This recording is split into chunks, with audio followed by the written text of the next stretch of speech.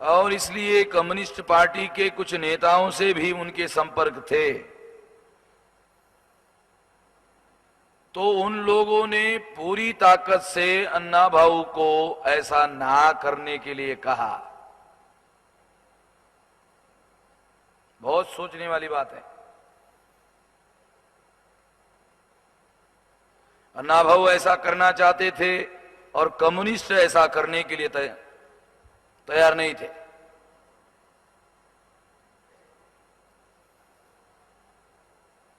जब अन्ना भाऊ ने उनकी बात नहीं मानी तो कम्युनिस्टों ने और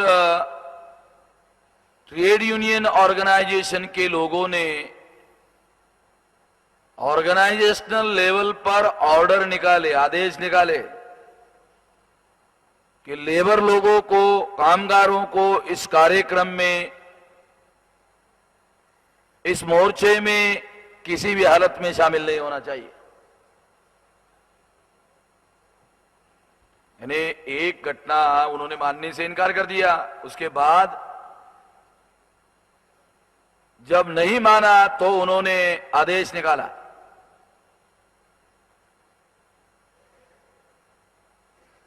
ऐसा निकालने से अन्ना भाऊ साठे को बहुत ज्यादा लोगों को इकट्ठा करने के लिए बहुत परेशानी हुई, मगर इसके बावजूद भी उनका जो डिटर्मिनेशन था, उनका जो कन्विक्शन, क्योंकि डिटर्मिनेशन तो बाद में होता है, पहले कन्विक्शन होता है। कन्विक्शन का मतलब है, अंग्रेजी शब्द है कन्विक्शन। कन्विक्शन का मतलब होता है कि जो अन्ना भाऊ ने सोचा उस पर उनका दृढ़ विश्वास था। कन्विक्शन का मतलब होता है दृढ़ विश्वास। उनका उस बात पर दृढ़ विश्वास था तो उन्होंने अपने बलबूते पर, अपने ताकत पर उन्होंने वो मोर्चा निकाला और उसमें ये स्लोगन बॉम्बे में, ये आजादी झूठी है और देश की जनता भूखी है, ये बात, ये स्लोगन अन्ना भाऊ साठे ने उस मोर्चे में दिया। उसी को आज हम लोगों ने इस कार्यक्रम के समारोह सत्र के लिए सब्जेक्ट बनाया।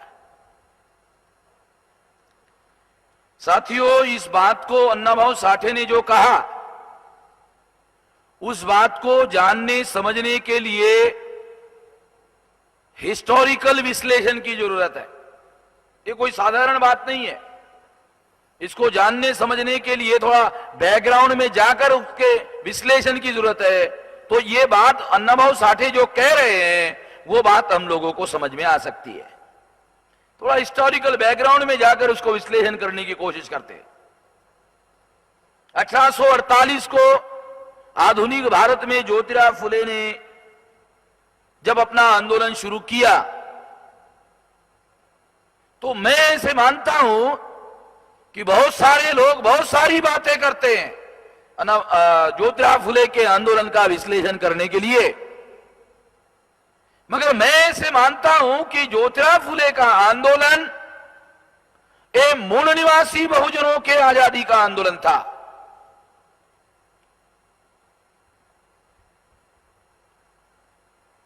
ज्योतिराव फुले का आंदोलन मूल निवासी बहुजनों की आजादी का आंदोलन था। उसका प्रारंभ 1848 को हुआ, परंतु ब्राह्मणों की आजादी का आंदोलन 1885 को शुरू हुआ। 1885 को ब्राह्मणों की आजादी का आंदोलन शुरू हुआ। हमारे आजादी का, मूल निवासी बहुजनों की आजादी का आंदोलन 1848 को शुरू हुआ। आपको ज्योतिराव फुले के साहित्य से एक दस्तावेज मैं आपको देता हूं जिसमें उन्होंने मराठी में लिखा, जोपर्यंत भारतात इंग्रज आहेत तोपर्यंत शूद्र आणि अतिशूद्रांना संधी आहे, अवसर आहे, आणि म्हणून शूद्र आणि अतिशूद्रांनी लवकरात लवकर जल्दी करून, ये शब्द उन्होंने उस समय की मराठी होगी, जल्दी करून शूद्र आणि अतिशूद्रांनी लवकरात लवकर जल्दी करून ब्राह्मणांच्या गुलामगिरीतून मुक्त होण्यासाठी प्रयत्न करावे. इंग्रजांच्या गुलामगिरीतून मुक्त होण्यासाठी प्रयत्न करावे, ऐसा नहीं लिखा.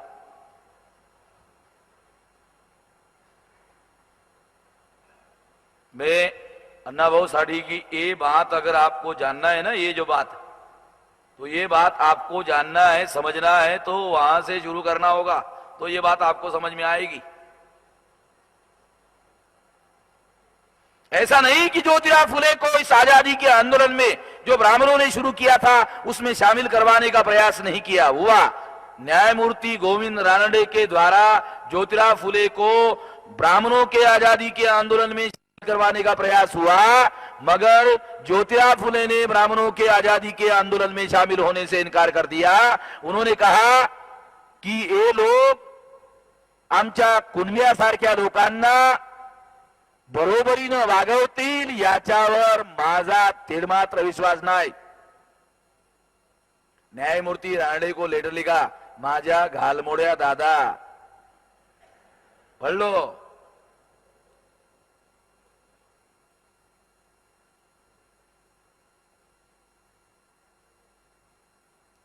ज्योतिराव फुले का जो आंदोलन था, वो आंदोलन मैं केवल विश्लेषण के ही आधार पर नहीं बता रहा हूं, बल्कि दस्तावेज भी बता रहा हूं. ये हमारी आजादी का आंदोलन था.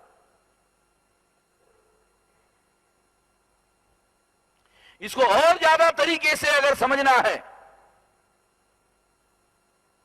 कि ये अंग्रेजों के गुलामी से आजाद होने की कोशिश हमको करनी चाहिए, ऐसा उन्होंने क्यों नहीं कहा. ब्राह्मणों के गुलामी से ही आजाद होने की कोशिश करनी चाहिए, जल्दी से जल्दी करनी चाहिए. और कब तक करनी चाहिए? जब तक अंग्रेज भारत में है तब तक ही अवसर है, बाद में अवसर मिलने वाला नहीं है. बहुत पिन पॉइंटेड. बाद में तो ब्राह्मणों को अगर आजादी मिली और आपको ना मिली तो ब्राह्मण आपकी गुलामी की श्रृंखलाओं को दृढ़ करने का काम करेंगे. ये आकलन ज्योतिराव फुले को है.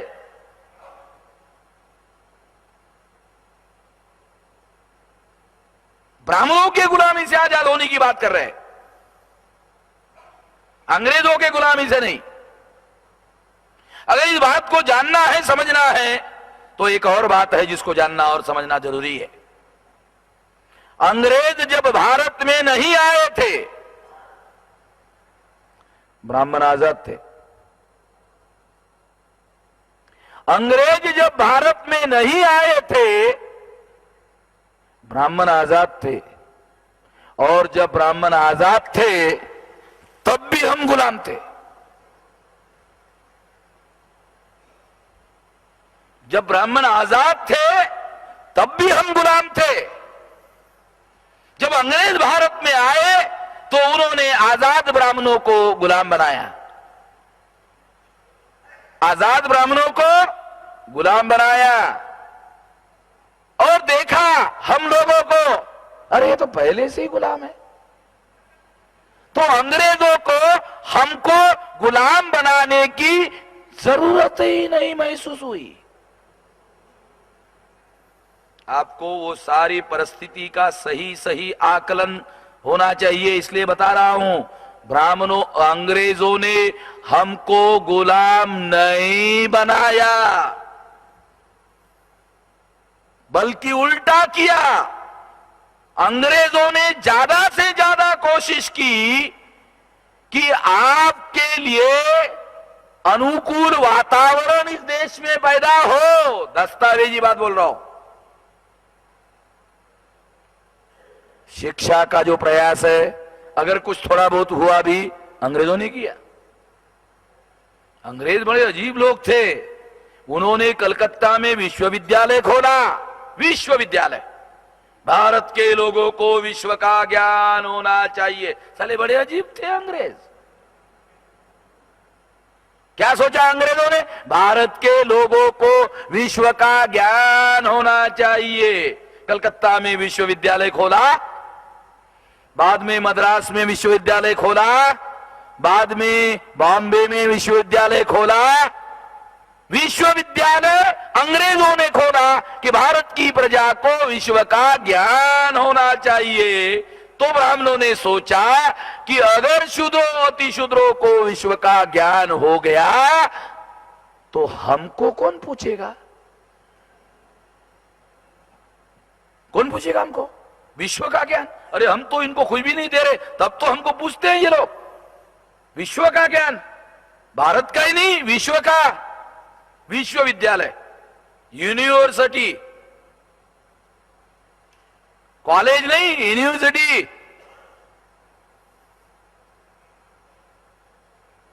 दो बातें बता रहा हूं आप लोगों को।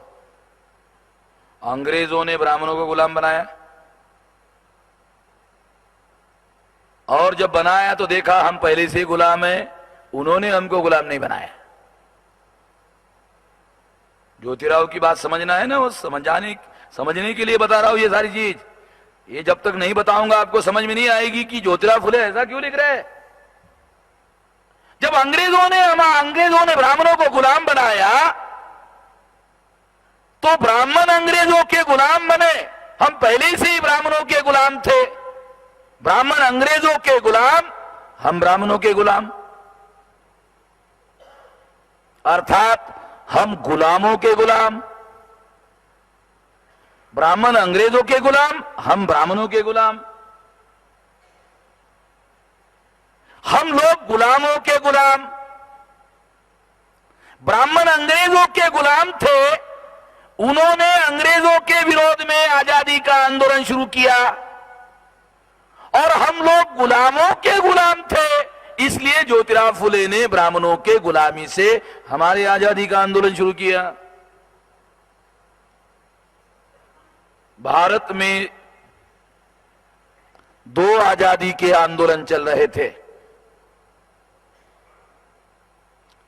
एक आजादी का आंदोलन अंग्रेजों के गुलामी से आजादी का आंदोलन, दूसरे आजादी का आंदोलन ब्राह्मणों के गुलामी से मूल निवासियों के आजादी का आंदोलन। आज तक हमारे पढ़े लिखे लोगों को यह बात समझ में नहीं आई, इसलिए कामले को समस्या खड़ी होती है।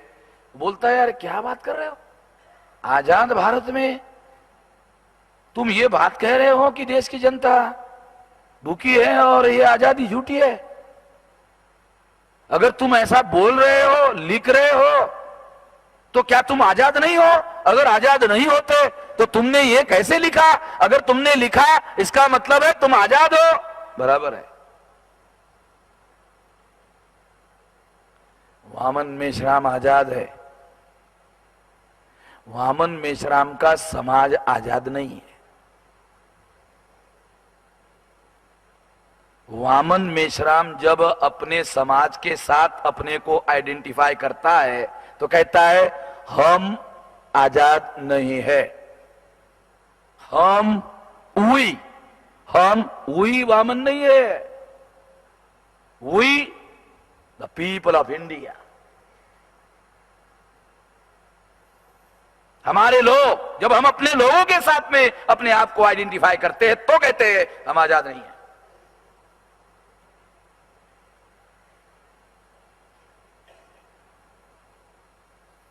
ज्योतिराव फूले को ही आजादी के आंदोलन में शामिल करवाने का प्रयास नहीं हुआ, शाहू महाराज को भी हुआ। बाल गंगाधर तिलक शाहू महाराज के पास गए, कहा तुमच्या सारखे लोकप्रिय राजे जर स्वातंत्र्याच्या आंदोलनात सहभागी झालेत तर या आंदोलनाला खूप वेग येईल।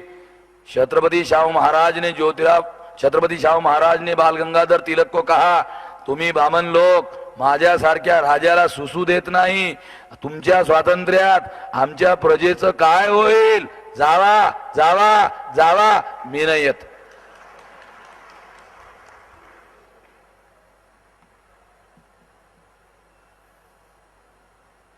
सही अपने अनुभव की बात बोल रहे थे कि बामन लोग राजा था, उसको भी इतना परेशान करते थे। अपने अनुभव से उन्होंने कहा क्या हमारे पढ़े लिखे लोगों को शाहू महाराज जो कह रहे हैं समझ में आता है? डिग्री वाले, higher educated, graduate, post graduate, PhD हुए लोगों को ये बात समझ में आती है? ज्योतिराव फुले को, शाहू महाराज की हमारे लोगों को समझ में आती है? क्या उनके पास में शाहू महाराज से ज्यादा अकल है?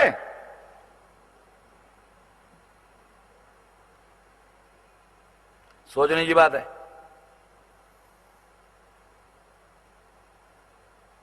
बाबा साहब अंबेडकर को भी आजादी के आंदोलन में शामिल करवाने का प्रयास हुआ अमेरिका में।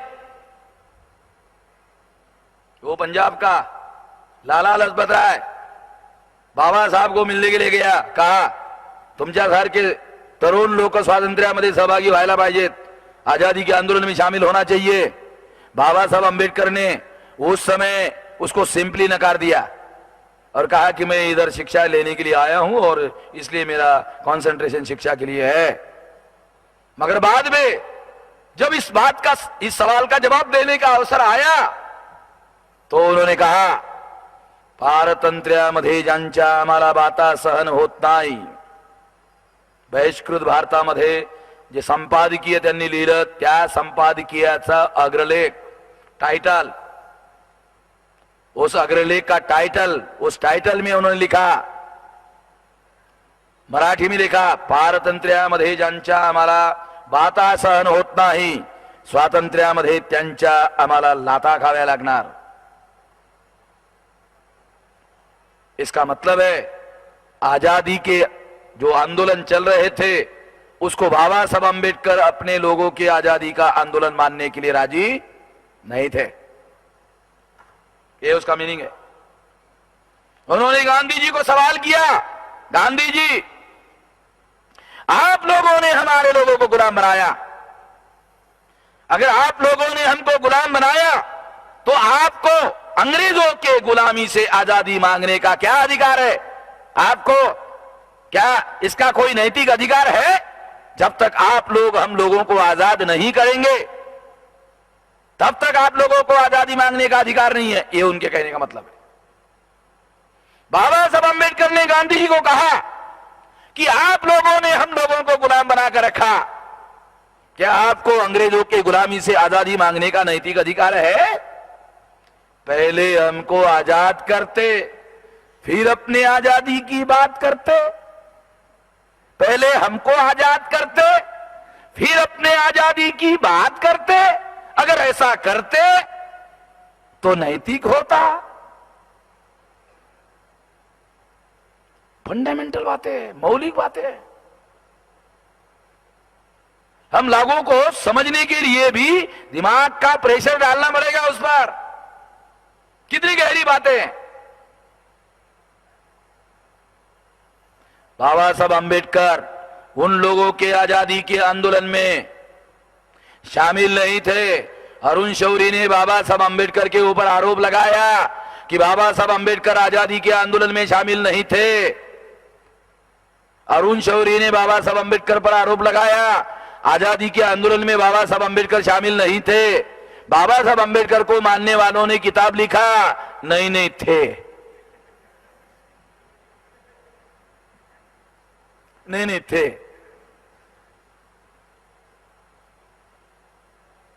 अरुण शौरी ने कहा, आरोप लगाया बाबा साहब अंबेडकर आजादी के आंदोलन में शामिल नहीं थे। मेरा क्या जवाब है? वो गधे थे तुम्हारे आंदोलन में शामिल होने के लिए? अकल नहीं थी उनको? तुम्हारे आजादी के आंदोलन में शामिल हो जाएंगे? उनको समझदारी नहीं थी? तुम्हारे आजादी के आंदोलन में क्यों शामिल होंगे? ये जवाब होना चाहिए। क्या कहा हमारे लोगों ने, बुद्धिजीवी लोगों ने, बुद्धवानों ने क्या कहा? नहीं थे, ये तारीख को थे, ये तारीख को थे, ये तारीख को थे, ये काम किया, ये काम किया, ये काम किया। हाँ, इससे प्रमाणित होता है थे। गलत बात है। इसका मतलब हमारे लोगों को मौलिक बातें समझ में नहीं आ रही है। पढ़े लिखे बुद्धिजीवी लोगों को मौलिक बातें समझ में नहीं आ रही है।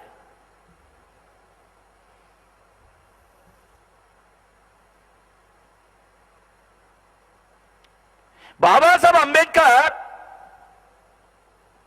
उन लोगों के आजादी के आंदोलन में शामिल नहीं थे। उन्होंने अपना इंडिपेंडेंट आजादी का आंदोलन शुरू किया था।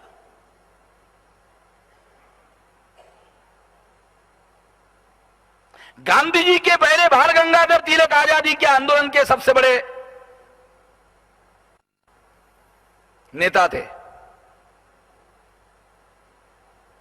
उन्होंने स्वराज्य का आंदोलन चलाया था। ये जो स्वराज्य का आंदोलन था वो क्या था? स्वराज्य का आंदोलन क्या था? तो हमारे मास्टर लोग जो पढ़े लिखे मास्टर है, जिला परिषद में, जिला पंचायत में, हाई स्कूल में जो टीचर है, प्राध्यापक है, प्रोफेसर है, वो लोग हमारे बच्चों को पढ़ाते हैं, बाल गंगाधर तिलक का नाम लेकर पढ़ाते हैं।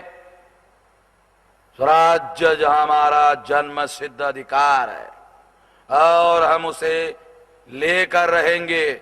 हमारे मास्टर लोग भी यही पढ़ाते हैं, बच्चों को यही पढ़ाते हैं। उस स्वराज्य के बारे में हमारे पढ़े लिखे लोगों को कोई जानकारी है? इस स्वराज्य के ऊपर बाल गंगाधर तिलक ने भाषण किया यवतमाल में, भाषण किया अकोला में, भाषण किया भुसावल में। क्या कहा उसमें? उसमें कहा स्वराज्य का अर्थ यह नहीं है कि अंग्रेजों को भारत से भगाया जाए, अंग्रेजों को भारत से भगाया जाए, यह स्वराज्य का अर्थ नहीं है। फिर स्वराज्य का क्या अर्थ है?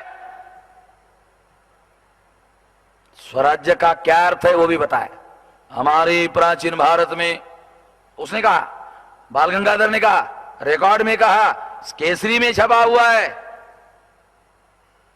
हमारे प्राचीन भारत में जो राजा हुआ करते थे वो अपना राज्य शकट अर्थात प्रशासन चलाने के लिए लर्न ब्राह्मणों को लेकर अपना प्रशासन चलाते थे।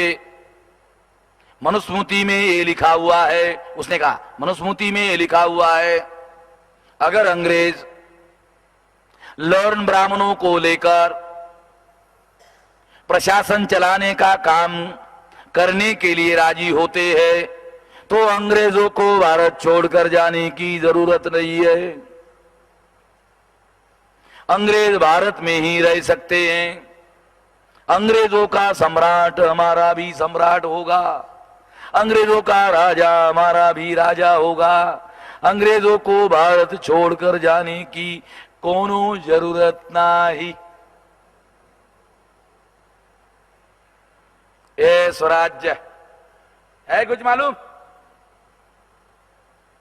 ए स्वराज क्या मतलब है इसका, जानते हो? इसका मतलब है स्वराज्य के नाम पर ब्राह्मणों के लिए प्रशासन में हिस्सेदारी लेने का जो कार्यक्रम था, उस कार्यक्रम का नाम था स्वराज्य। है किसी को पता? बुद्धिजीवियों को? हमारे यूनिवर्सिटी में इधर उधर पढ़ते हैं, पूना में तो बहुत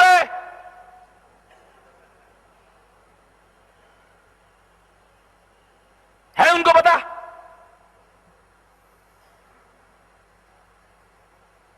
पता होता तो वाइस चांसलर बन जाते हैं,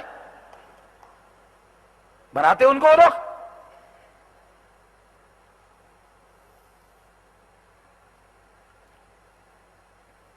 ये अन्ना वो साठे का ये जो समझना है ना, ये बहुत है, मटेरियल बहुत है।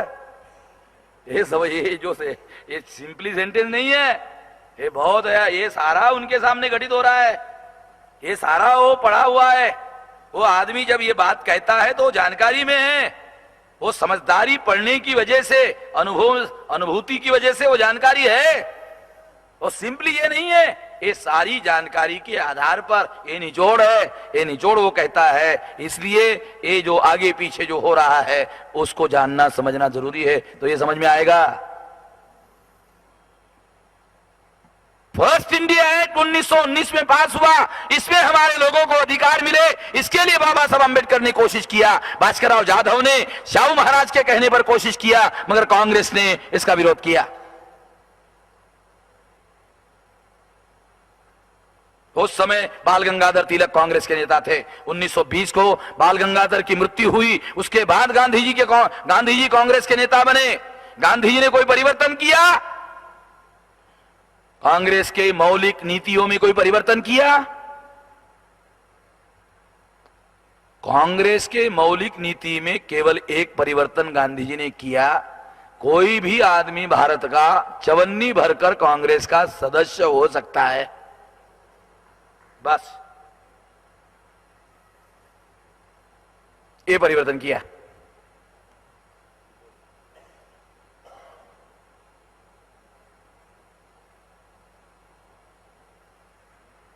उन्नीस 1928 को जब साइमन कमीशन भारत में आया तो गांधी जी ने उसी नीति पर अमल किया जिस नीति पर बाल गंगाधर तिलक अमल कर रहे थे। हमारे लोगों ने साइमन कमीशन को जब रिप्रेजेंटेशन की मांग की, गांधी ने विरोध किया, गांधी के लोगों ने विरोध किया। चले जाओ, साइमन कमीशन का आंदोलन गांधी जी के द्वारा चलाया गया। राउंड टेबल कॉन्फ्रेंस में, पहले राउंड टेबल कॉन्फ्रेंस में गांधी नहीं गए, सेकंड राउंड टेबल कॉन्फ्रेंस में गए और बाबा साहब अंबेडकर ने जैसे ही रिप्रेजेंटेशन की बात की, गांधी ने उस रिप्रेजेंटेशन का विरोध किया और ऐलान किया अगर अंग्रेजों ने डॉक्टर अंबेडकर की मांगों को मंजूर किया तो मैं जान की बाजी लगा दूंगा। इस वजह से गांधी जब बॉम्बे उतरे, बॉम्बे में गांधी को अरेस्ट करके एरवड़ा जेल में डाल दिया गया। 17 अगस्त 1932 को कम्युनल अवार्ड डिक्लेयर हुआ और बाबा साहब अंबेडकर ने जो मांगे, 4 मांगे मांगी थी, सारी मंजूर हुई और इस वजह से गांधी ने उसके विरोध में उपवास शुरू किया। बाबा साहब अंबेडकर ने अंग्रेजों के विरोध में लड़ झगड़ कर अधिकार हासिल किया, हमारे लोगों के लिए अधिकार हासिल किया और गांधी ने उसके विरोध में उपवास करके पुनः पैक्ट किया और पुनः पैक्ट के द्वारा हासिल किए हुए अधिकार छीन लिया। अगर गांधी जी का आजादी का आंदोलन सभी लोगों के आजादी का आंदोलन होता तो गांधी को बाबा साहब अंबेडकर के द्वारा हासिल किए अधिकारों के विरोध में उपवास करने की कोई जरूरत नहीं थी। अगर गांधी ने बाबा साहब अंबेडकर के अधिकारों हासिल किए अधिकारों के विरोध में उपवास किया तो यह प्रमाणित होता है कि गांधी जी द्वारा चलाया गया आजादी का आंदोलन सभी लोगों के आजादी का आंदोलन नहीं था। यह प्रमाणित होता है। अगर होता, सभी लोगों की आजादी का आंदोलन होता, बाबा साहब अंबेडकर ने जो अधिकार हासिल किए उसके विरोध में फिर गांधी को उपवास करने की कोई जरूरत नहीं थी। अगर किया तो यह प्रमाणित होता है कि गांधी का आजादी का आंदोलन सभी लोगों की आजादी का आंदोलन नहीं था। इसलिए बाबा साहब अंबेडकर कहा करते थे अंग्रेजों को, ब्राह्मणों को भी आजाद कर देना, मगर ब्राह्मणों को आजाद करने के पहले एक दिन हमको आजाद कर देना। अगर आपने पहले ब्राह्मणों को आजाद कर दिया तो हमें ब्राह्मणों को आजादी मांगनी पड़ेगी जो वो हमको देने वाले नहीं है। इसलिए ब्राह्मणों को भी आजाद कर देना। अगर शुक्रवार को ब्राह्मणों को आजाद करना है तो गुरुवार को हमको कर देना भाई। शुक्रवार को ब्राह्मण को भी कर देना, एक दिन पहले गुरुवार को हमको कर देना। अगर हमको एक दिन पहले आजाद कर दोगे और बाद के दिन ब्राह्मण को आजाद करोगे तो हमको ब्राह्मणों को अपनी आजादी मांगने की जरूरत नहीं रहेगी। मौलिक बात है, ये समझने की जरूरत है। ये बात केवल बाबा साहब अंबेडकर ही नहीं कहते थे, मुसलमान भी गांधी के बारे में यही कहते थे। ये बात केवल बाबा साहब नहीं कहते थे, मुसलमान भी यही कहते थे। इसलिए मुसलमानों को 14 अगस्त को आजादी मिली और गांधी को 15। कभी आपने सोचा पाकिस्तान 14 को क्यों बना और 15 को गांधी को आजादी क्यों मिली? कभी सोचा? एक दिन पहले, केवल एक दिन, मुसलमानों का यह कहना था, ये बुढ़ऊ पर हमारा विश्वास नहीं है, ये बनिया है, ये लेता है देता नहीं है। बनिया का तो चरित्र होता है, लेता है देता नहीं है।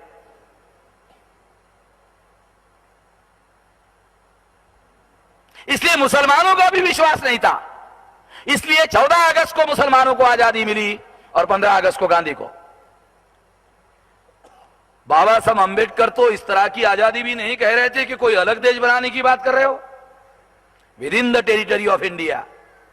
ध्यान रखने का, बाबा साहब अंबेडकर जिस आजादी की बात करते थे वो पाकिस्तान की तरह मिलने वाली आजादी नहीं थी, with in the territory of India, constitutional freedom.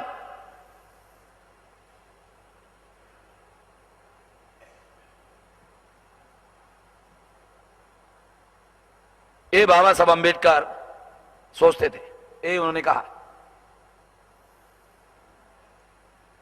मगर ये आजादी हम लोगों को ना मिले, ये बात बाबा साहब अंबेडकर ने अंग्रेजों से मनवाई। 3 मार्च 1930 को बाबा साहब अंबेडकर ने कालाराम मंदिर का सत्याग्रह शुरू किया था और उसी दौरान राउंड टेबल कॉन्फ्रेंस का ऐलान हुआ। बाबा साहब अंबेडकर ने कालाराम मंदिर का सत्याग्रह बीच में छोड़कर इंग्लैंड चले गए। अगर कालाराम मंदिर के सत्याग्रह में उनकी और उनके लोगों की पिटाई हुई, जिनकी पिटाई हुई उनको लेकर बाबा साहब अंबेडकर मैदान में गए और मैदान में उन लोगों को कहा, पहले उन्होंने एक लेटर पब्लिश किया था, स्टेटमेंट इशू किया था। उस स्टेटमेंट में उन्होंने कहा था हम हिंदू है, इसलिए जिस तरीके से सभी हिंदुओं को कालाराम मंदिर में जाकर दर्शन करने का अधिकार है, उसी तरह से हम हिंदू होने की वजह से हमें भी कालाराम मंदिर में जाकर दर्शन करने का अधिकार है। और यही सिद्ध करने के लिए ये सत्याग्रह हमने शुरू किया। तो मंदिर के प्रशासन चलाने वाले ब्राह्मणों ने बाबा साहब अंबेडकर को पथरे मारे, उनके लोगों को पथरे मारे और उन लोगों ने सिद्ध किया, क्या सिद्ध किया? तुम हिंदू नहीं हो। अभी आरएसएस के लोग और विश्व हिंदू परिषद के लोग और बहुत सारे लोग कहते हैं हिंदू है, उन्होंने सिद्ध कर दिया इतिहास में तुम हिंदू नहीं हो। उन लोगों को बाबा साहब अंबेडकर मैदान में लेकर गए और मैदान में लेकर जाकर क्या कहा? मैदान में लेकर जाकर उन्होंने कहा अगर हम हिंदू होते तो हमें कालाराम मंदिर में जाकर दर्शन करने का अधिकार होता। अगर उन्होंने हम लोगों को कालाराम मंदिर में जाकर दर्शन नहीं करने दिया, पत्थरे मारे, लोगों के सर फोड़े गए, तो यह सिद्ध होता है हम हिंदू नहीं है। अगर यही बात हमारे लोगों ने पत्थर खाने के पहले अगर बाबा साहब ने कहा होता, हमारे लोगों ने माना होता। अभी गरम गरम मामला था, बाबा साहब ने देखा साला लोहा गरम है, अभी हथौड़ा मारना चाहिए। अगर अभी हथौड़ा नहीं मारेंगे तो फिर हमारे लोग भी भूल जाएंगे, मानने वाले नहीं है। हमारे बहुत सारे लोगों को ये हथौड़ा मारने की थ्योरी अभी भी समझ में नहीं आती। पहले तो जजमेंट बनाना पड़ता है कि लोहा गर्म हो गया कि नहीं हो गया, ये भी नहीं समझ में आता कि लोहा गर्म हो गया कि नहीं हो गया। हमारे लोग तो ऐसे लोग हैं, वो पहले लोहा गर्म करते, गर्म करने के बाद भी पता नहीं चलता गर्म हो गया, इसलिए उसको ठंडा होने देते, ठंडा होने के बाद हथौड़ा मारते तो उसकी प्रतिक्रिया होती, फायदा होता नहीं, प्रतिक्रिया होती, उसका फायदा होता नहीं। बाबा साहब अंबेडकर ने देखा अभी इन्होंने पत्थरे खाए, इनके सर फूटे हुए, उसी समय कहा अगर हम हिंदू होते तो हमको कालाराम मंदिर में जाकर दर्शन करने का अधिकार होता। अगर उन्होंने हमको दर्शन करने नहीं दिया तो ये सिद्ध होता है हम हिंदू नहीं है। हो गया एक प्यारा, ये रिकॉर्ड में है, सारा जो बोल रहा हूं रिकॉर्ड में, दस्तावेज में, रिकॉर्ड में। आगे क्या कहा? हिंदू समाज पत्थर के मानिंद है। अगर हम लोग पत्थर को अपना सर मारेंगे तो पत्थर का नुकसान होने वाला नहीं है, हमारे सर का नुकसान होने वाला है। इसलिए हमने निर्णय किया कि आज से आगे हिंदू समाज जो पत्थर के मानिंद है उसको अपना सर मारने वाले नहीं है। हम अपना स्वतंत्र वजूद निर्माण करने वाले हैं और स्वतंत्र वजूद निर्माण करके हम सेपरेट और अलग अधिकार की मांग करने वाले हैं। ये घटना 3 मार्च 1930 के बाद राउंड टेबल कॉन्फ्रेंस हुआ। 1928 को साइमन कमीशन पर जो उन्होंने लिख कर दिया उस पर उन्होंने सेपरेट इलेक्टोरेट का विरोध किया और 30 के बाद राउंड टेबल कॉन्फ्रेंस में उसी बाबा साहब अंबेडकर ने सेपरेट इलेक्टोरेट की मांग की। ऑन रिकॉर्ड, ये सारी बातें रिकॉर्ड में। यानी बाबा साहब अंबेडकर ने अपने स्वतंत्र अधिकार, अलग अधिकार, ये जो अलग अधिकार की बात है ये with in the territory of India, separate settlement, separate electorate का ये मतलब नहीं सेपरेट कंट्री। बहुत सारे लोगों को ये समझ में नहीं आता।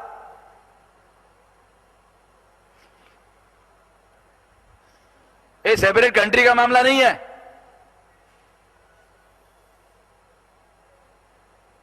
गांधी ने इसके विरोध में उपवास करके पुनः पैक्ट के द्वारा उसको सब खत्म कर दिया। जॉइंट इलेक्टोरेट आया, उसी जॉइंट इलेक्टोरेट से अभी 119 मेंबर पार्लियामेंट 1050 एमएलए चुनकर जाते हैं, उनको दलालों और भड़ों में उन्होंने रूपांतरित कर दिया। और इसलिए इसके विरोध में बाबा साहब अम्बेडकर ने प्लान बनाया कि हम लोगों को इसको काउंटर करना होगा, वरना इसका बहुत भयानक परिणाम होगा। 42 को बाबा साहब अम्बेडकर ने नागपुर में शेड्यूल कास्ट फेडरेशन का अधिवेशन लिया। 50,000 डेलीगेट और 25,000 महिला डेलीगेट कार्यकर्ता उपस्थित थे, और इस तरह से ये विशाल राष्ट्रव्यापी आंदोलन बाबा साहब अम्बेडकर ने निर्माण किया। उसमें उन्होंने भाषण किया, हमारा संघर्ष सत्ता संपत्ति के लिए नहीं है, हमारा संघर्ष आजादी के लिए है। ऑन रिकॉर्ड देख लेना, पढ़ लेना। हमारे लोग पढ़ते नहीं हैं, जो पढ़ते उनको समझ में नहीं आता, जिनको समझ में आता है वो किसी को बताते ही नहीं है। बताते इसलिए नहीं है क्योंकि सच बताने से लोगों को डर लगता है कि इसकी प्रतिक्रिया होगी, प्रतिक्रिया से उनको डर लगता है। इसके लिए कन्विक्शन चाहिए। साथियों, 1942 के बाद शेड्यूल कास्ट फेडरेशन का नागपुर में अधिवेशन जब गांधी ने सुना देखा, 3 हफ्ते का समय लिया, ज्यादा नहीं, बिल्कुल ज्यादा समय नहीं लिया। और 9 अगस्त 1942 को गांधी ने बॉम्बे के ग्वालियर टैंक से क्विट इंडिया मूवमेंट, भारत छोड़ो आंदोलन शुरू कर दिया। उन्होंने देखा अगर ये आंदोलन इसी तरह से बढ़ता रहा, गांधी ने सोचा अरे मेरे सामने अम्बेडकर का आंदोलन जीरो था, क्योंकि गांधी साउथ अफ्रीका से 1916 को भारत में आया। जब गांधी 1916 को भारत में आया तो उसको विरासत में लाल बाल पाल के द्वारा निर्माण किया हुआ राष्ट्रव्यापी आंदोलन विरासत में मिला, मुफ्त में मिला, जिसको विरासत में मिला कहा जाता है।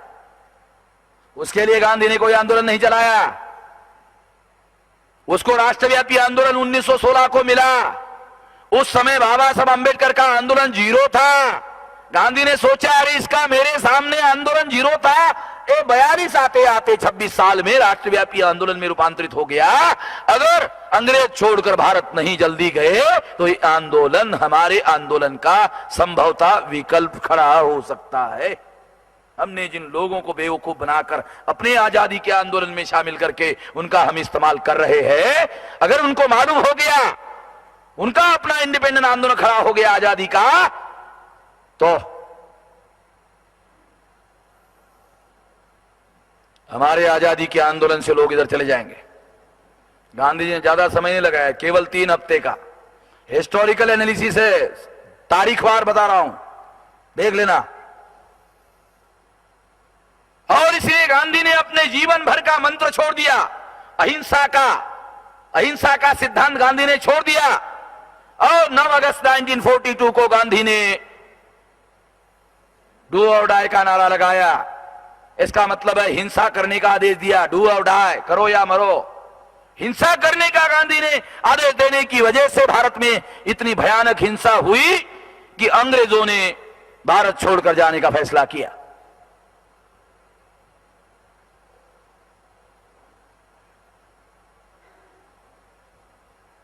बाबा साहब अम्बेडकर ने अंग्रेजों से एक बात मनवाई थी 17 अगस्त 1932 को। कौन सी बात?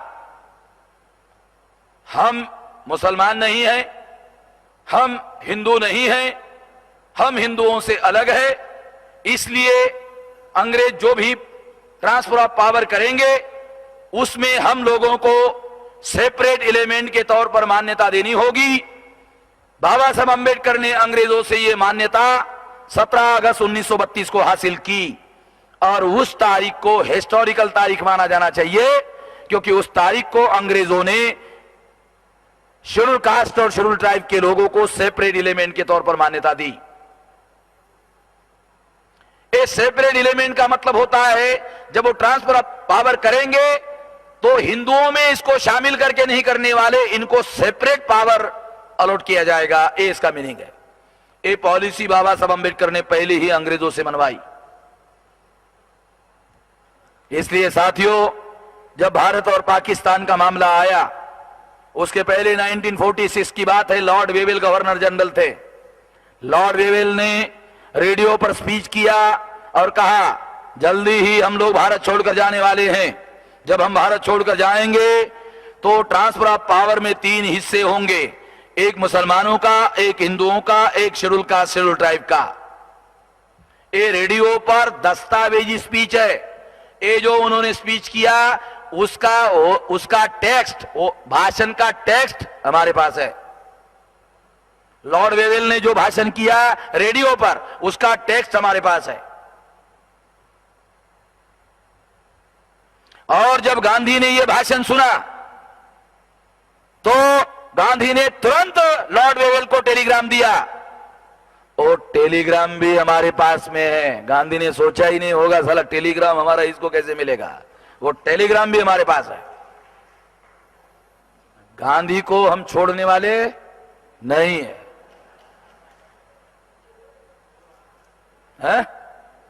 हाँ, उसको छोड़ने वाले नहीं है। उस समय हमारे लोगों को जानकारी नहीं थी। ये सारा ये जो अन्ना भाऊ जो कह रहे, मैं आपको दस्तावेजी बातें बता रहा हूं, इन सारी बातों को प्रमाणित करने वाली। क्या हुआ? गांधी ने टेलीग्राम देकर कहा ये तीसरा हिस्सा मुझे मंजूर नहीं है। अनुसूचित जाति और जनजाति के लोगों को ट्रांसफर ऑफ पावर में तीसरा हिस्सा देने की बात लॉर्ड वेवेल ने कही, ये हमें मंजूर नहीं है।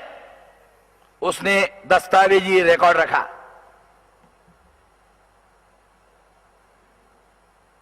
लॉर्ड वेवेल चेंज हो गया, उसके जगह माउंटबेटन आ गया। माउंटबेटन के सामने सबसे बड़ी समस्या ट्रांसफर ऑफ पावर की नहीं थी, माउंटबेटन के सामने सबसे बड़ी समस्या थी पार्टीशन ऑफ इंडिया। अभी उसके लड़की ने किताब लिखा, उस किताब में उसने लिखा कि मेरा फादर इस बात के बारे में बहुत सेंसिटिव थे कि अपने राजनीतिक करियर पर वो किसी किस्म का कोई धब्बा लगना नहीं चाहते थे। ट्रांसफर ऑफ पावर और उसके साथ साथ पार्टीशन ऑफ इंडिया जैसा अति संवेदनशील मामला वो बढ़िया तरीके से हल करना चाहते थे, और ये उनके चिंता का प्रमुख विषय था। अभी जो किताब पब्लिश हुआ, जिस किताब में उस लड़की ने ये लिखा कि मेरे मां का और जवाहरलाल नेहरू का संबंध था, प्रेम संबंध था, लिखा उसके बेटी ने लिखा। और उसने एक ऐसा फोटो पब्लिश किया, वो फोटो अखबार में भी छपा। उसमें जवाहरलाल नेहरू जो है माउंटबेटन खड़े हैं, उसकी बीवी खड़ी है, और उसके सामने वो जिस तरह से पोजीशन दे रहा है उससे नेहरू जोकर के अलावा कुछ नहीं है। वो फोटो देखो, मैं नहीं कह रहा हूं, वो फोटो देखो आप। जब आप फोटो देखेंगे तो मैं जो कह रहा हूं कि नेहरू साला इतना बड़ा आदमी, साला जोकर की तरह खड़ा है वहां। उसका चेहरा, उसके हाव भाव देखो, जोकर की तरह खड़े हैं। और एक जगह तो जवाहरलाल नेहरू माउंटबेटन की जो बीवी है उसके सिगरेट को,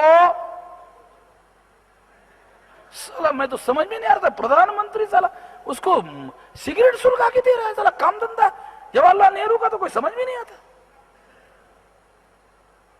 ये जानना जरूरी है भाई, ये सारे ऐतिहासिक पात्र हैं। और ये फोटो है इसके, ऐसी हवाई बातें नहीं है। और नैनी के, इलाहाबाद के नैनी के जेल में आरएसएस के शाखा में जाता हुआ, चड्डी पहना हुआ और हाथ में आरएसएस की लाठी लिया हुआ जवाहरलाल नेहरू खड़ा है। आपने कभी इमेजिन किया कि ऐसा हो सकता? अरे फोटो है भाई, फोटो है।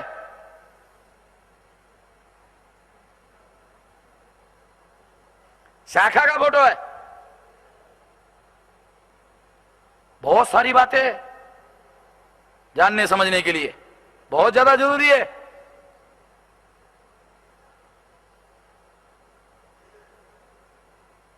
तो 1946 के बाद माउंटबेटन जब भारत में गवर्नर जनरल बनकर आए तो पार्टीशन ऑफ इंडिया उनका सबसे बड़ा सवाल था। और आते ही उन्होंने जवाहरलाल नेहरू को कन्विंस किया, सरदार पटेल को कन्विंस किया, भारत का विभाजन के लिए उसकी मान्यता ली। और मान्यता लेने के बाद पार्टीशन के लिए सबसे बड़ा अवरोध गांधी जी का था ऐसा माउंटबेटन मानते थे, मगर मेरे पास अभी जो जानकारी उपलब्ध है उसके अनुसार गांधी जी अंदर से पाकिस्तान को मान्यता, पहले से ही गांधी जी पाकिस्तान को मान्यता देने का मन बना चुके थे, मगर ये जवाहरलाल और सरदार पटेल के साथ अंडरस्टैंडिंग के साथ गांधी जी का ये सारा खेल चल रहा था, ऐसा मेरा मानना है। क्यों? क्योंकि उनको तो उन्होंने माउंटबेटन के समर्थन में खड़ा कर दिया और लास्ट में गांधी जी को माउंटबेटन ने मिलने के लिए बुलाया। मिलने को जाने के पहले गांधी जी ने मौलाना आजाद से बात की। मौलाना आजाद को कहा, मौलाना अगर मैं भारत के विभाजन का विरोध करूंगा तो आप किसका समर्थन करोगे? मौलाना ने कहा, गांधी जी मैं आपका समर्थन करूंगा अगर आपने भारत के विभाजन का विरोध किया। समर्थन लेकर गांधी जी माउंटबेटन को मिलने के लिए वर्तमान राष्ट्रपति भवन में, जो उस समय वाइसराय काउंसिल का, वाइसराय गवर्नर जनरल का हेडक्वार्टर था, वहां मिलने के लिए गए। जिस कमरे में मुलाकात हुई वो कमरा एयर कंडीशन था और गांधी जी के शरीर पर कपड़ा नहीं था। जब गांधी जी वहां गए तो वो कमरा पहले से ठंडा था। गांधी जी को वहां जाने के बाद ठंडी लगी और कपकपी उनको शरीर को लगी, क्योंकि गांधी जी ऐसे टिलटिले तो थे ही। माउंटबेटन के बीवी ने देखा, लेडी माउंटबेटन ने, कि गांधी जी को कपकपी लग रही है, तो वो घर में गई और गरम शाल लेकर आई और गांधी जी को उन्होंने ऐसा लपेटा। आप ऐसा सोच रहे होंगे कि मेश्राम जी आप तो ऐसा बता रहे हो जैसे आप वहां उपस्थित ही थे। साथियों, मैं इसलिए आपको ऐसे बता रहा हूं क्योंकि ये सारा का सारा किस्सा ऐसे के ऐसे ही फ्रीडम ऑफ मिडनाइट में लिखा हुआ है। आप पढ़ लेना, आपको भी मालूम हो जाएगा। फ्रीडम ऑफ मिडनाइट पढ़ लेना। आजादी रात के 12 बजे एक किताब है, ट्रांसलेटेड, पढ़ लेना। उसमें एक किस्सा है। जब गांधी जी को उसने शाल लपेटी तो गांधी जी के अंदर थोड़ी गर्मी आई गर्मी आई, और गर्मी आने के बाद में गांधी जी थोड़ा स्थिर हो गए। और स्थिर होने के बाद गांधी जी और माउंटबेटन के बीच में चर्चा हुई। क्या चर्चा हुई पता नहीं है, मगर दो बात का पता है, हिस्टोरिकली डॉक्यूमेंटेड दो बात का पता है। गांधी जी जब माउंटबेटन को मिलने के लिए गए, उसके पहले वो कहा करते थे, मेरे शरीर के टुकड़े हो सकते हैं मगर भारत के टुकड़े नहीं होने दूंगा। ये बात माउंटबेटन को मिलने के पहले कहते थे।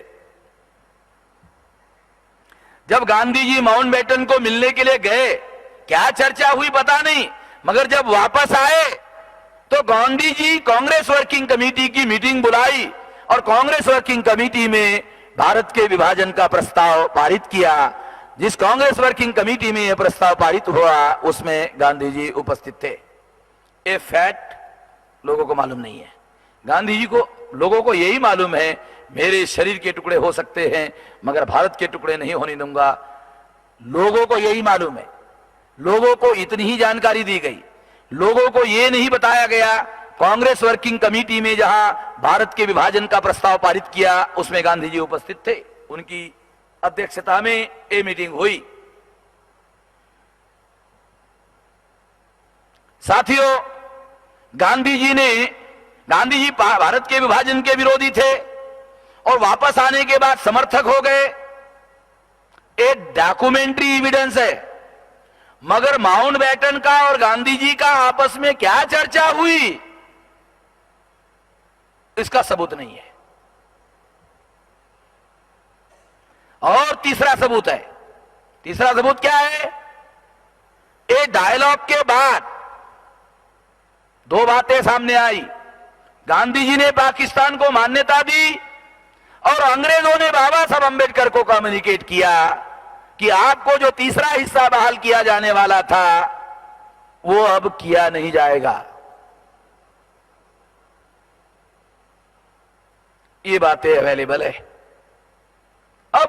जो बातें अवेलेबल है उसके आधार पर मैं आपको कल्पना से माउंटबेटन और गांधी जी के बीच में क्या डायलॉग हुआ होगा इसका थोड़ा कल्पना से रेखाटन करके आपको समझाता हूं, कल्पना से, क्योंकि फैक्ट हमारे पास है और उस फैक्ट को ध्यान में रखते हुए मैं आपको डायलॉग बताऊंगा।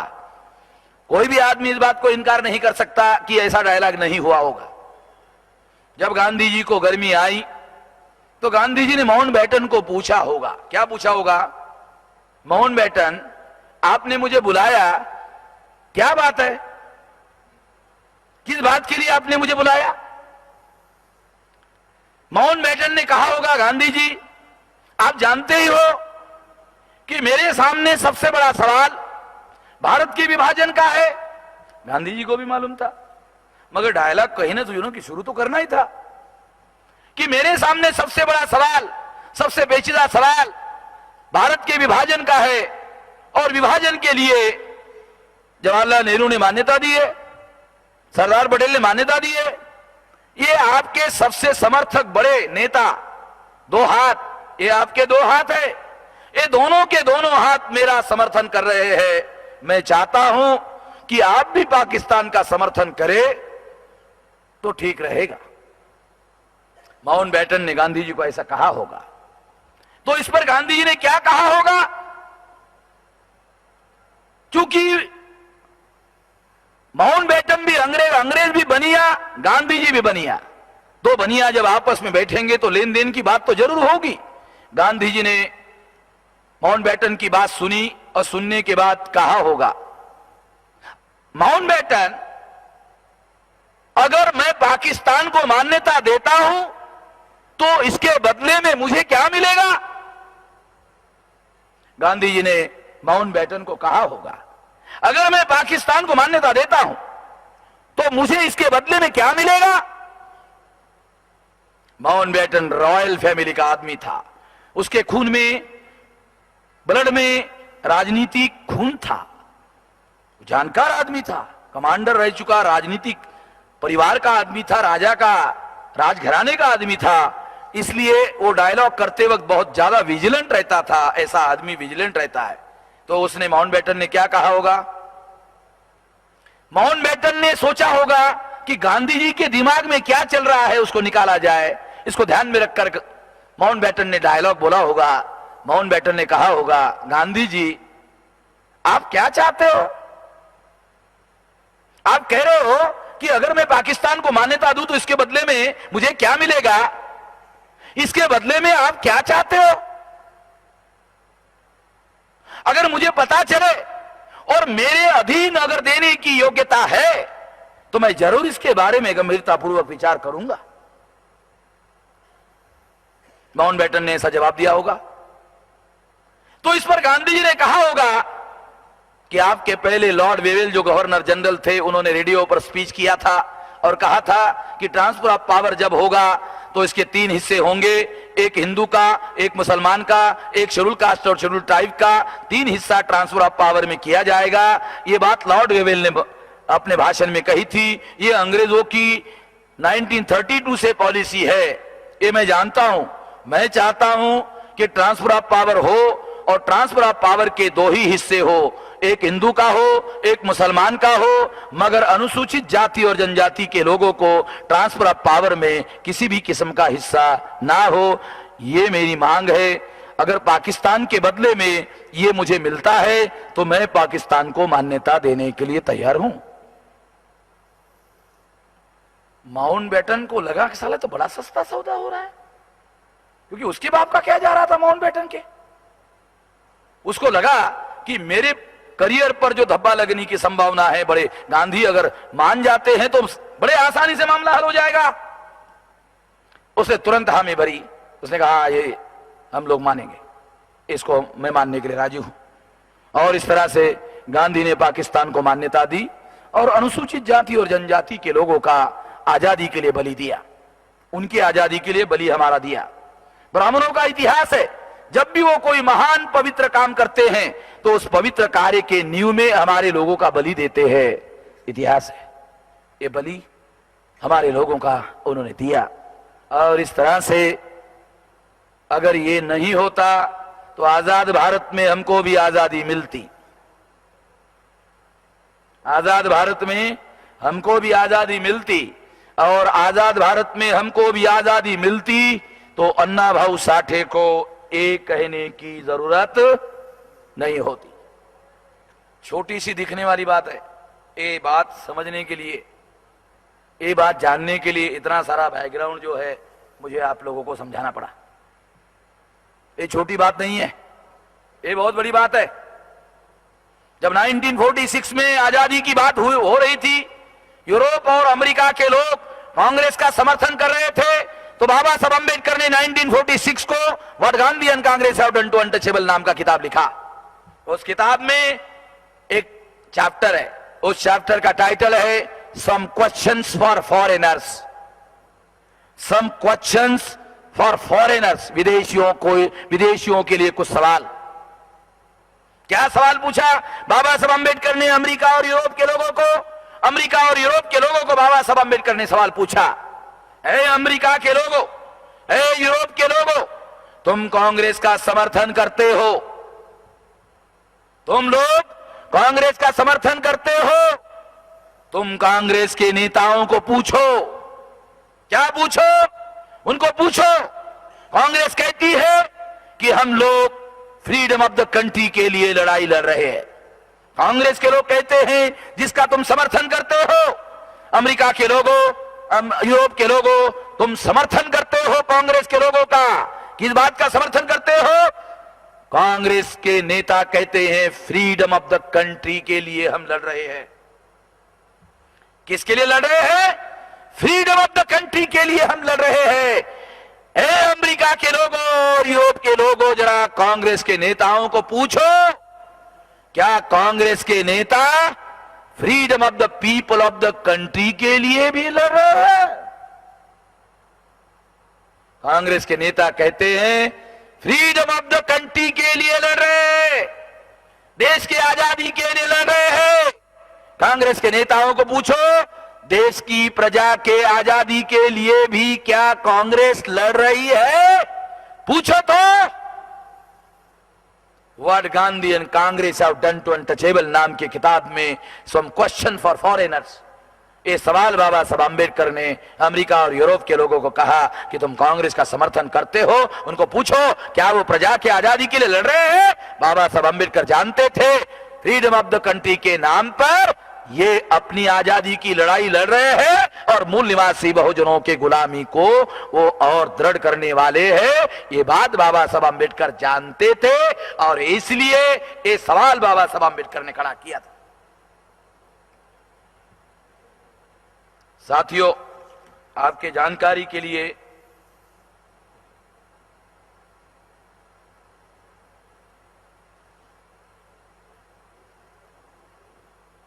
बहुत गंभीर बात है,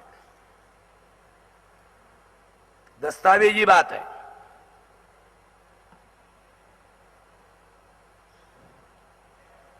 ये सवाल बाबा साहब अम्बेडकर ने क्यों पूछवाया?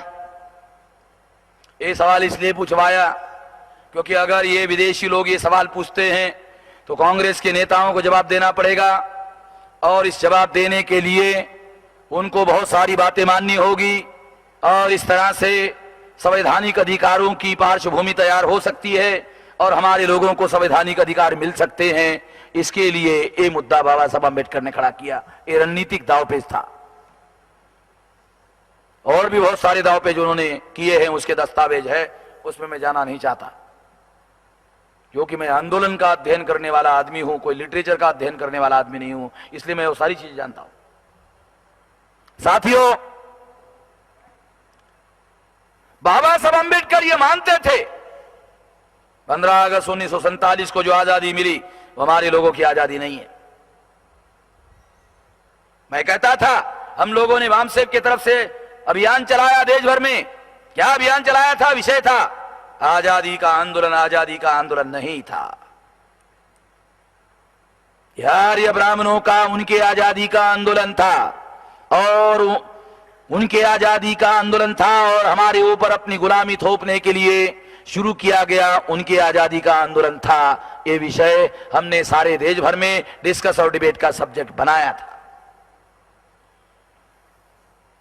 जब मैं ये कहता था, पढ़े लिखे जो लोग हैं, जो हमारे पढ़े लिखे ब्रेन वॉश लोग हैं, जिनका दिमाग उन्होंने ब्राह्मणों ने साफ कर दिया, वो लोग कहते हैं क्या आदमी पागल है भाई, अरे 15 अगस्त को देश को आजादी मिली है बोलता है, साला आजादी मिली नहीं, क्या है पागल आदमी, क्या कहता है साला, समझ भी नहीं आता। इसलिए साथियों, मैं आप लोगों को एक बड़ा सबूत देना चाहता हूं। ये बात केवल मैं नहीं कह रहा हूं, बाबा साहब अम्बेडकर ने आजादी मिलने के 15 अगस्त 1947 के 4 साल 2 महीने बाद, 4 साल 2 महीने बाद पंजाब के पटियाला शहर में 1.5 घंटा लंबा भाषण किया। 21 अक्टूबर 1951, और वो भाषण का टाइटल है कांग्रेस एक जलता हुआ घर है। उस भाषण में उन्होंने जो कहा, आपको वर्ड टू वर्ड पढ़कर सुनाता हूं। क्या लिखा हुआ है बाबा साहब अम्बेडकर ने? लिखा, वर्तमान स्वराज्य अर्थात स्वतंत्रता, वर्तमान स्वराज्य तो उन्हीं का राज है, उन्हीं का स्वराज्य है। वर्तमान स्वराज्य उन्हीं का राज्य है, उन्हीं का स्वराज्य है। हम लोग तो अभी भी उन्हीं के गुलाम हैं। हमारी गुलामी कोई हमारी अपनी इजात की भी गुलामी नहीं है, बल्कि उनकी गड़ी हुई करतूत का परिणाम है। यह हमारे दोष का परिणाम कतई नहीं है। 21 अक्टूबर 1951 को आजादी मिलने के 4 साल 2 महीने बाद बाबा साहब अम्बेडकर ने कहा, और कहा, आजाद भारत में हम अभी भी गुलाम हैं। अण्णा भाऊ साठे ने भी कहा, बाबा साहब अम्बेडकर ने भी कहा। मुझे लगता है बाबा साहब अम्बेडकर का सोच, अण्णा भाऊ साठे का सोच 2 नहीं है, एक ही है। दस्तावेज, दोनों दस्तावेज है, ये भी दस्तावेज है, ये भी दस्तावेज है, एक ही सोच है। दोनों का आकलन एक है, दोनों का सोच एक है। अगर दोनों का आकलन एक है, दोनों का सोच एक है, तो एक सोच के लिए उनको मानने, जानने और समझने वाले जो लोग हैं, उनको इस बात के लिए लड़ाई लड़नी होगी। केवल जय जयकार करने से काम होने वाला नहीं है। बाबा साहब अम्बेडकर ने अपने लोगों को अपने जन्मदिन पर, बाबा साहब अम्बेडकर के चाहने वाले लोग भी बड़े महान लोग थे। वो दादर में बाबा साहब अम्बेडकर में घर में गए और कहा कि बाबा साहब आपका जन्मदिन मनाना चाहते हैं और उस जन्मदिन में आपको ही मुख्य वक्ता बनाना चाहते, आ जाओ। उन्होंने कहा, जाओ, मेरा इस पर विश्वास नहीं है, मैं नहीं आता हूं। उन्होंने कहा, नहीं, आपको आना ही पड़ेगा। उन्होंने कहा, नहीं, मैं नहीं आ सकता, मैं नहीं आना चाहता। विभूति पूजा से लोगों का सत्यानाश हो जाता है, ऐसा मैं मानता हूं, मैं नहीं आता हूं।